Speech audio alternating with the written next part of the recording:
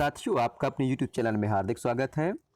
साथियों, आज हम आगामी राष्ट्रीय मीन्स कम मेरिट छात्रवृत्ति परीक्षा को लेकर विज्ञान विषय के बहुत ही इम्पोर्टेंट प्रश्नों को लेकर उपस्थित हुए हैं। ये प्रश्न जो है आगामी परीक्षा को लेकर अत्यंत ही महत्वपूर्ण हैं। तो आइए साथियों जानते हैं क्या है वे विज्ञान विषय के महत्वपूर्ण प्रश्न। साथियों, विज्ञान विषय के इस भाग का पहला प्रश्न है, क्षारक कैसा पदार्थ है? साथियों, इसका सही उत्तर है ऑप्शन बी, स्पर्श करने पर साबुन जैसा। अगला प्रश्न है, अम्ल कैसा पदार्थ है? अम्ल कैसा पदार्थ है? साथियों, इसका सही उत्तर है ऑप्शन ए, खट्टा पदार्थ।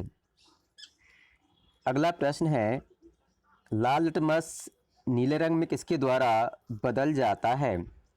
लाल लिटमस नीले रंग में किसके द्वारा बदल जाता है? साथियों, इसका सही उत्तर है ऑप्शन ए, क्षारक। साथियों, इसके लिए एक ट्रक है, छलनी। छलनी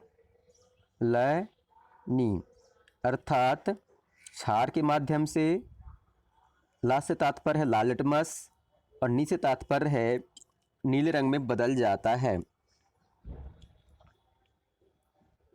अगला प्रश्न है, सोडियम कार्बोनेट का साधारण नाम क्या है? सोडियम कार्बोनेट का साधारण नाम क्या है? साथ ही इसका सही उत्तर है ऑप्शन बी, बेकिंग सोडा या खाने का सोडा। अगला प्रश्न है, वर्षा का जल अम्लीय किसके कारण होता है? अर्थात अम्ल वर्षा का कारण क्या होता है? साथ ही इसका सही उत्तर है ऑप्शन डी, उपरोक्त सभी, अर्थात कार्बन डाइऑक्साइड, सल्फर डाइऑक्साइड और नाइट्रोजन ऑक्साइड। अगला प्रश्न है, समान रूप से उपयोग किया जाने वाला प्राकृतिक सूचक कौन सा है? समान रूप से उपयोग किया जाने वाला प्राकृतिक सूचक कौन सा है? साथ ही इसका सही उत्तर है ऑप्शन ए, लिटमस पेपर। साथियों, अगला प्रश्न है, निम्न में से कौन कौन से पदार्थ क्षार की प्रकृति के हैं, अर्थात किनकी प्रकृति क्षारीय है? पहला है बेकिंग सोडा, दूसरा है साबुन, तीसरा है चूने का पानी। साथियों, तीनों पदार्थ जो हैं क्षार की प्रकृति के होते हैं, अर्थात इसका उत्तर होगा ऑप्शन डी, उपरोक्त सभी। अगला प्रश्न है, खट्टे पदार्थ कौन कौन से हैं, अर्थात अम्लीय प्रकृति के पदार्थ कौन कौन से हैं? पहला दिया है नींबू का रस, दूसरा दिया है सिरका और तीसरा दिया है इमली। ये तीनों पदार्थ जो हैं अम्लीय प्रकृति के होते हैं, अर्थात इसका सही उत्तर होगा ऑप्शन डी, उपरोक्त सभी। अगला प्रश्न है, गुड़हल के पुष्प का सूचक अम्लीय विलायनों को कैसा कर देता है? साथ ही इसका सही उत्तर है ऑप्शन बी, गुलाबी। अगला प्रश्न है, अम्ल शब्द की उत्पत्ति कौन सी भाषा से हुई है? अम्ल शब्द की उत्पत्ति कौन सी भाषा से हुई है? साथ ही इसका सही उत्तर है ऑप्शन ए, लैटिन भाषा से। अगला प्रश्न है, लिटमस क्या है? लिटमस क्या है? साथ ही इसका सही उत्तर है ऑप्शन सी, ए और बी दोनों, अर्थात ये जो है लाइकेनों से निष्कर्षित किया जाता है और आसुत जल में इसका रंग नीलोसोंड होता है। साथियों, अगला प्रश्न है, सफ़ेद कमीज पर पड़ा हल्दी का दाग साबुन से धोने पर लाल क्यों हो जाता है? साथ ही इसका सही उत्तर है ऑप्शन ए, साबुन का विलयन क्षारीय प्रकृति के होने के कारण। अगला प्रश्न है, नीला लिटमस जो है किसके द्वारा लाल हो जाता है? साथ ही इसका सही उत्तर है ऑप्शन बी, अम्ल के द्वारा। इसकी एक ट्रक है, अनिल, अर्थात आ से तात्पर्य है अम्ल, अम्ल के द्वारा, नी से तात्पर्य है नीला लिटमस और ला से तात्पर्य है लाल हो जाता है। अगला प्रश्न है, लाल व नीले लिटमस जो हैं किस रूप में उपलब्ध होते हैं? साथ ही इसका सही उत्तर है ऑप्शन ए, पत्र के रूप में। अगला प्रश्न है, वे विलयन क्या कहलाते हैं जो लाल अथवा नीले लिटमस पेपर से प्रभावित नहीं होते हैं, अर्थात परिवर्तित नहीं होते हैं? साथ ही इसका सही उत्तर है ऑप्शन सी, उदासीन विलयन, जैसे कि पानी होता है। अगला प्रश्न है, सोने चांदी के आभूषण कौन से अम्ल के द्वारा साफ किए जाते हैं? साथ ही इसका सही उत्तर है ऑप्शन ए, सोरे का अम्ल।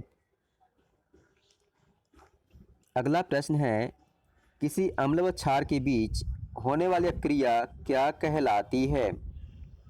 साथ ही इसका सही उत्तर है ऑप्शन बी, उदासीनीकरण।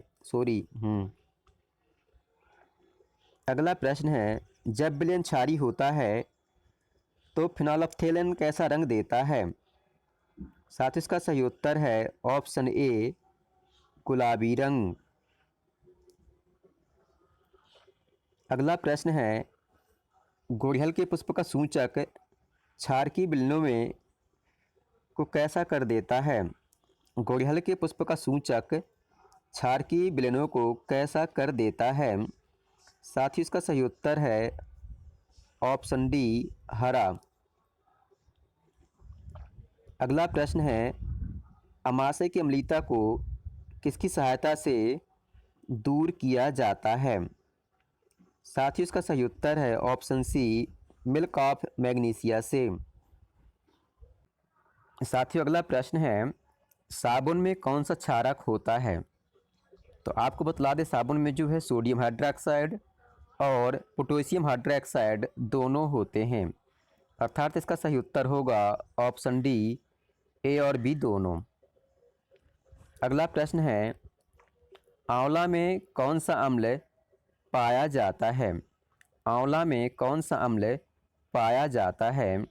साथ ही इसका सही उत्तर है ऑप्शन डी, स्कार्बिक अम्ल अर्थात विटामिन सी।